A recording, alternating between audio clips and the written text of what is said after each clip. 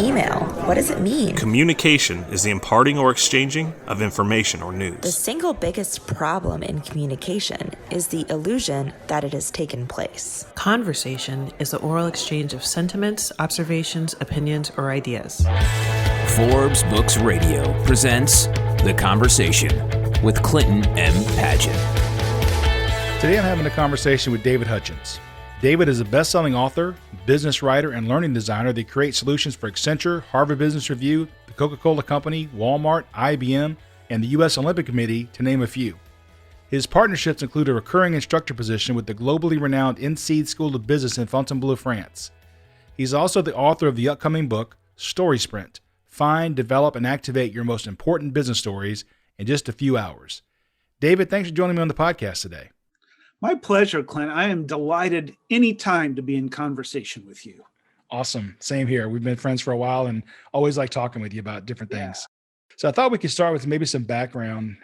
How did you get into storytelling? I'm sure you didn't come out of the womb telling stories. So how did that all start? It's funny, Clint, because I tell leaders that one of the story types that they have that they should be telling is we call it the why I'm here story. And every leader has one of these. You know, why are you here? Why this work? Why this role? Why this industry? Why do you believe in this? And I actually have quite a few why I'm here stories when it comes to storytelling. So there was a point in my career where I just realized that story was the thread that ran through everything that I did. Because I started my career working in advertising. I was a copywriter in big ad agencies in Dallas and in Atlanta. And so that's a story role, right? I learned early in my work that if I tell stories, people buy more Coca-Cola. So copywriters have known about this for a long time, and marketers. I think when I really stepped into this world of organizational story it was in the 90s. I was doing some work for Coca-Cola. And at the time, they were on this journey to become, what's known as a learning organization. If you've read Peter Senge in The Fifth Discipline, it was a bestseller back in the 90s and early 2000s. And so they were making this big transformation all across the Coke system. And the challenge was early in the work that nobody understood what they were talking about internally. When they said, we're going to be a learning organization, people said, what does that mean? And so they asked me for help. They said, hey, Dave, can you create a communication solution to help people understand what a learning organization is? And so I wrote this crazy story that it was a fable about a flock of sheep that outwits a pack of hungry wolves. And in the process, they become a learning organization and they display the capabilities of organizational learning, systems theory and mental models and all that. And I had a friend who is an illustrator, Bobby, and I said, hey, Bobby, I need you to draw me some crazy illustrations for this. And so I took this story with, snarky humor and cartoon talking animals, and I called it Outlearning the Wolves and brought it to Coca-Cola. And ultimately, I brought it to a publisher. And that crazy book went all over the world. It's still selling. It's like in 12 languages now. It's awesome. It sold 250,000 copies. So that was the moment that made me say, what was it about this crazy project? Because honestly, when I brought it to Coke, I thought there was a chance I'd get fired, And instead, why did that engage people, so many people, and in so many different cultures? And that's really what brought me into this line of inquiry around what's happening when we tell a story. And my work has been looking at that almost ever since then. You and I have been friends for a while, and I'm familiar with your book, Circle of the Nine Muses, as well as your story deck leadership cards that you have. And I understand you have a new book coming out, right? It's going to be really cool. The new book is called Story Sprint: Find, Develop, and Activate Your Most Valuable Business Stories in Just a Few Hours. And so this is the work I've been doing with leaders literally all over the world in lots of different organizations. And I'm taking everything I've learned. I'm just teaching everyone how to do it now. And the idea of a story sprint is you can connect this to the innovation work that you're doing right now, or the design work, or if the team is getting together to prepare for the big sales presentation, for an RFP on Monday morning, and we're working all weekend. Build in a few hours to find the narrative assets, the value holding stories that you should be connecting to that work to create engagement. And this process will help you do that in a really systematic way. So why do you find stories to be so powerful? So I could go with the geeky neuroscience response to that. Because there is a lot of science around this right now that says when I tell you a story, like just now when I was telling my Outlearning the Wolves Coca-Cola story, that if we were to scan my brain and take an MRI, we'd see more parts of my brain lit up. And then if we were to scan your brain listening to the story, if it was a good story, if you liked it, if I did a good job as a storyteller, then what we would see on your brain scan is your brain is lit up in a pattern nearly identical to mine. Wow. When I was telling it. And the theory on this is called neural coupling or neural entrainment. It's like your brain changes shape to become like my brain. It's really it's a powerful connection with I know it's like Clint is in my head now. I need to make sure I pick the right brain to bond with. Hold on. That's actually true. That when our brains connect, like there's even a theory called neural mapping where our brains are connecting in this way, and you do need to make some choices about whose brain you connect with. Yeah. Wow. So I was thinking when I was reading the book and talking to you in the past, when I think of stories, I think about sitting around a dinner table or around a fireplace with my family and telling stories, or maybe with my friends at the bar. So this idea of taking storytelling into business, what's really that all about? That's funny you say that. It's such a weird word, storytelling. And you're right. Here in the United States, there's all these, well, all around the world, there's like biases about what the word means. And you're right. Here, it's something we tell at the dinner table, or it's something you read to your kids to make them fall asleep at night. I do a lot of work across France and Germany. Or I grew up in the South. Telling stories is telling lies. You told a story. Well, that's what it is in Europe as well, usually told over a pint of Guinness. That's when you tell stories. And so it's this weird idea that we're taking this, it's actually a capability that's been around since the beginning of language in humanity. This is the campfire construct. This is the oldest technology for communities coming together and forming bonds of connection and sharing knowledge and sharing wisdom and coming together as community is telling stories. And so all we're doing is taking this age-old technology that you already possess. You're right, you're already doing this at the dinner table. And we're just being more strategic about how do we connect this to the work that we care about so that we can move the work forward. So it's a way of using the storytelling capacity to actually promote and push an idea throughout the business. I say this work is about creating engagement and belief so that people will act. And I use those words intentionally, engagement and belief. You may notice there's like an emotional component to them. Sure. If you're a data person and your boss is saying, come show me the numbers, let's review the numbers today. I don't know, maybe that's not a time to tell a story. Maybe you really do just need to go over the data. What are the times when you need somebody to believe something, not just know something, but to believe something? I'm working with a group right now. It's one of the biggest insurance companies in the world. And one division of the insurance company has done this cultural transformation. And all the rest of the insurance company thinks what they're doing doesn't matter. And now a new CEO is coming in, and this division, their work is in danger of going away. And they're saying, this is the best stuff we've ever done, and our company doesn't believe in what we're doing. Mm. And so I'm helping them find the stories, not just the stories. I mean, they've got data.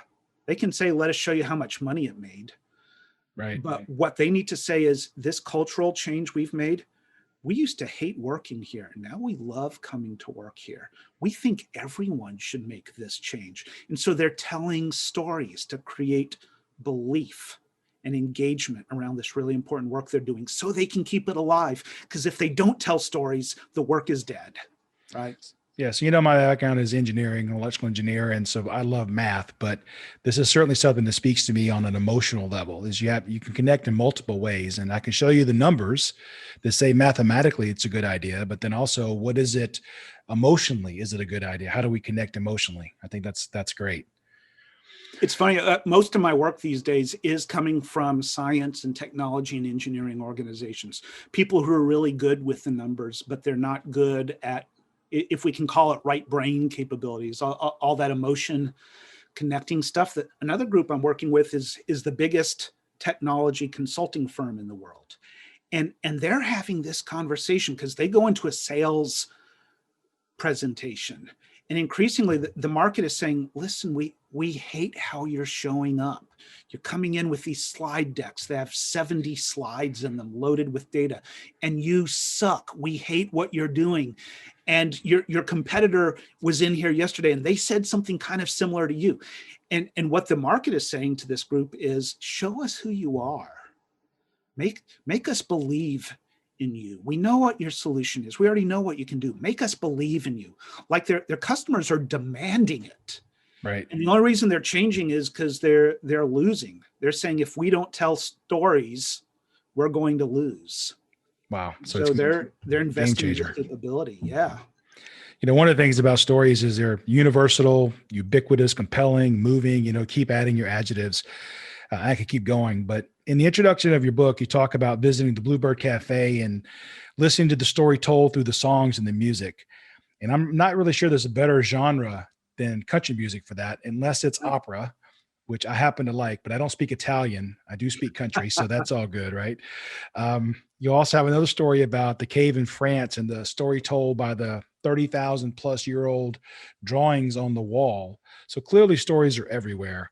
And I was wondering, do you group them in any way? Do you put a kind of framework around them, or they don't really group well? Like there's thousands and thousands of story types, or do you say there's these basic core 10 or 15 or 20?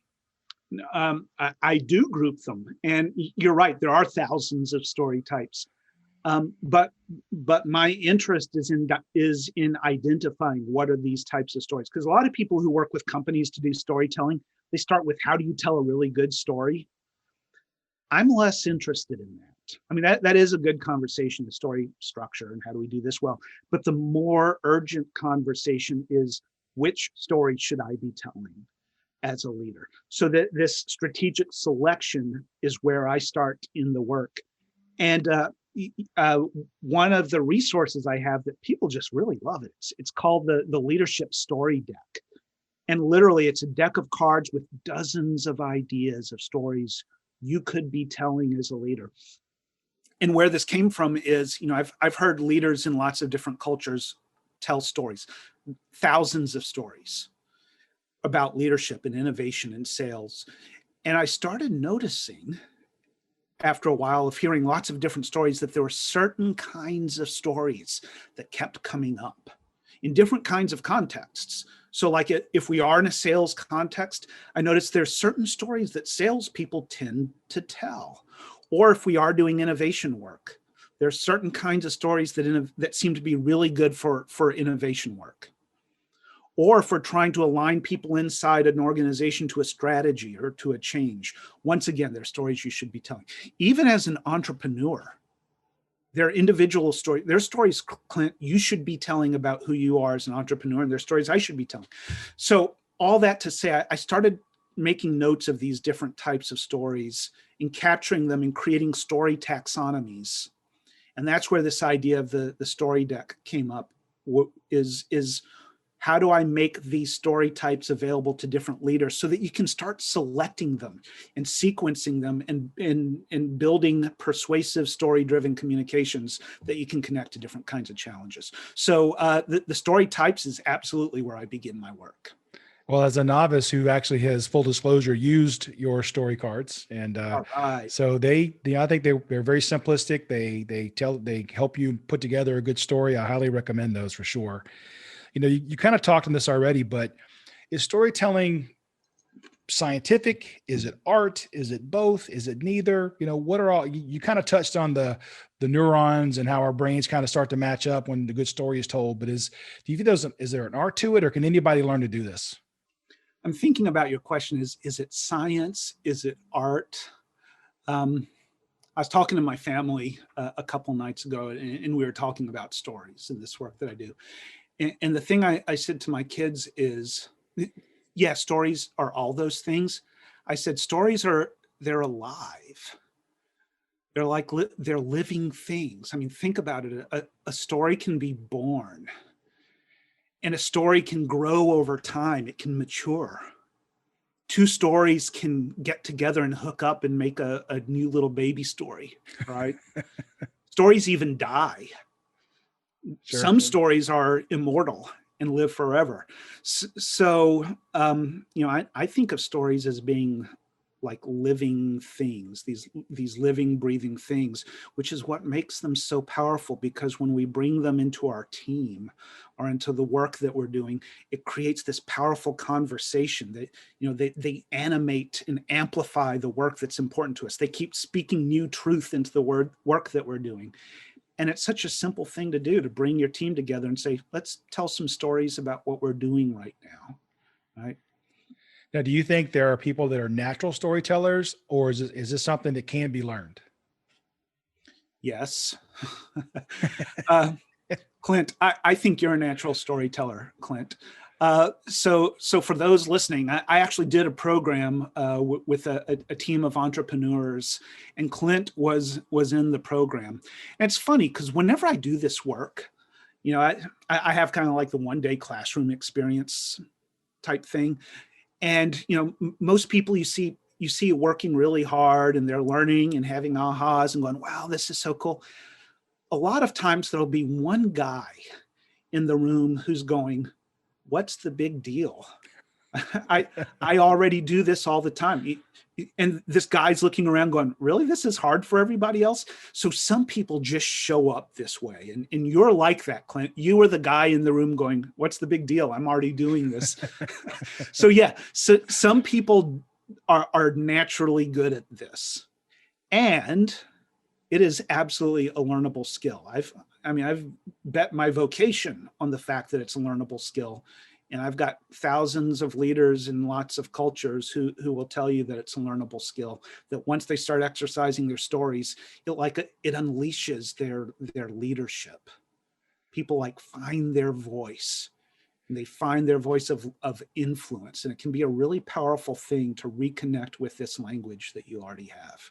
Yeah, I'm recalling a story you told early in the book about that, where somebody told you they weren't a good storyteller, and then they did a presentation, and the room was just wrapped in attention, and it was life-changing for people.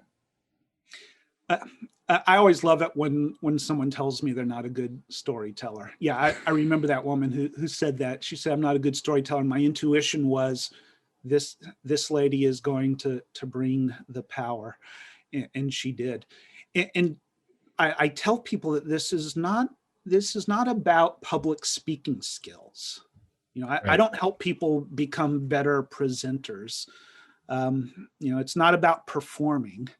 It's about taking this capability that you already have. Story is your brain's operating system for making sense of the world. Your brain is a story machine. When you go to sleep tonight, your brain's going to keep telling you stories because it can't stop. That's what your brain does. And so, the people who come in and say, I'm a terrible speaker or presenter, good. You're going to be a powerful leader when you reconnect with this capability. I've seen people who stutter through this story, or have stage fright, or struggle with English as a second language, but they tell the right story for the right purpose at the right time, and it can transform the system. I'm glad you said that about public speaking, because people think about stories as being verbalized, but in the book you talk about stories can be done on film, they can be done in tech, they can be text-based.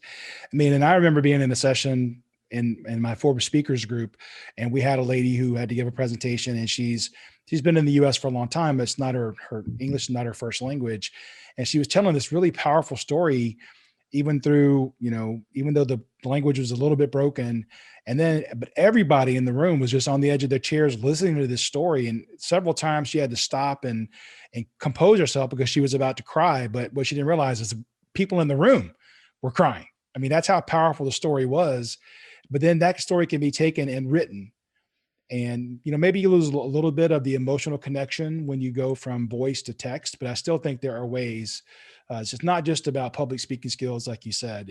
I don't think that should stop you or dissuade you from trying to be a better storyteller. I think you're right. And a lot of people ask about what about written stories, or how do we do this on, translate it to social media or video if we want a corporate video. I will say that I think at its heart, story is a uniquely social construct. And in its purest form, it happens when people do what we're doing right now, when they sit and face each other and just talk to each other. And most often that's where I begin the work with the teams is I say, bring the team together. Let's get the chairs and we're going to set them in a circle. No desks. Let's push the desks and tables away. If there's a desk, people set up their computer and have their phones sitting there and they start acting like it's a meeting. And I say, none of that. I almost want our knees touching each other and we're seeing each other. And now tell me about a time that someone on your team served our client in a way that really made you proud. What happened? And people will say, well, okay, so just last week, I was talking to one of our clients and he had a tough request and here's what we did. And they moved to this language that's narrative. And at the end of the conversation, they go, wow, that's the best meeting we ever had. Right. And then they'll go, why haven't we been doing this? I saw an article that at the senior levels of companies like Amazon, Jeff Bezos, the CEO, has made a rule where he said, leaders are no longer allowed to bring PowerPoints to senior strategy meetings. Hooray. He says, yeah, right? Hell yeah. And then instead of PowerPoints, he says, bring stories. He actually wrote a letter to shareholders. It's on file with the SEC, so you can read it, where he describes his expectation. Bring meaningful stories of what you're seeing in the business and what you think it means. And strategy meetings and senior leadership meetings look like sitting in a circle and taking turns telling these stories and then drawing meaning out of the stories. Bezos says, this was his quote, he said, it's the smartest thing I ever did. Yeah, was changing our meetings this way. I'd be happy if PowerPoint went away. Death by PowerPoint is a real thing, I believe. So, we touched on the myth of being a good public speaker. Are there any other myths we need to bust before we dig into this? I mean, oh man, so many myths about this. Pick your top 2 or 3. Yeah, this could be a whole podcast. Happy to have you back. Okay. One myth is people will say, well, we can't do story because we're data people. Our clients expect data. They're hiring us to do data. Or, some people say, personally, I love the story thing, but my boss is a hard driving guy who doesn't have any patience for this story stuff. And so the bad belief here is that story is somehow at odds with data. Some people think it's the opposite of data. Or that it's used to explain the data in a more positive light. The data showing bad news. Well, let me dance around it with this story. Yeah, that it's somehow spin or something. And story is data. And if I were to show you, a financial graph and it's got that squiggly line and the squiggly line's way up here and then the squiggly line plummets and goes way down there and keeps squiggling. And someone points to that part of the line and says, tell me what happened right there. Your explanation is going to be narrative. We're right back in story language. So beneath the numbers, there's always story. Story is always right there. Data is not the opposite of story. Data is a story, and story is data. When we tell stories that have the human content and the emotional content, well, emotion is data. There are emotional currents running through your team and through the system, and we need to be talking about that as leaders. And story is the way that brings that really important human data forward. So that's one bad belief, is that data and stories are at odds with each other. I could give you more if you want. Let's do another one. All Let's right. do one more. All right. Emotion. I don't want to get all emotional as a leader. I can't afford for people to see me vulnerable like that, especially with the work that I'm doing in Europe. European leaders tend to feel that way even a little more than American leaders do. And I've talked with women leaders who say, the way I got to the top of the organization is by playing hard against the men. And now you're telling me to show up and be emotional, that this is problematic for me. Right. And so this is not about standing up and getting all emotional, if I can use that language. It is bringing this communication that has emotional data in it. You don't have to display emotion when you tell your story. You don't have to start crying. A lot of people don't want to do that. Yeah, I don't want to do that either. And you don't have to, but you can still tell a story that has emotional content. I've seen leaders step up and in a very stoic way, without changing their facial expression, they'll talk about the courage of the team and how proud I am of what you accomplished and how much dignity you brought to our organization. And they're saying emotion words without displaying emotion, and it can still be powerful. Right. And so another myth that I would want to bust here is that by telling stories, you're somehow compromising your voice. And if that's not your style, then you don't have to change that style. So that's another one. Well, that wraps up part one of my conversation with David Hutchens, the storytelling leader and author of the upcoming book, Story Sprint: Find, Develop, and Activate Your Most Important Business Stories in Just a Few Hours. Coming up in part two, we'll discuss the 3 stories that leaders should be telling in a time of uncertainty.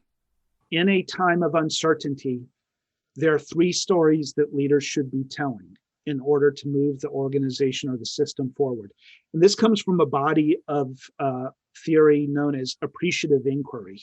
And appreciative inquiry says that all organizational systems have 3 basic needs. And this is true in your company, this is true in your team, this is true in your family.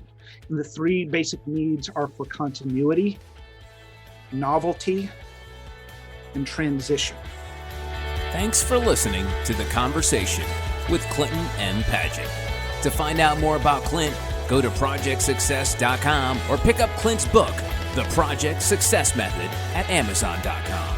This has been a production of Forbes Books Radio.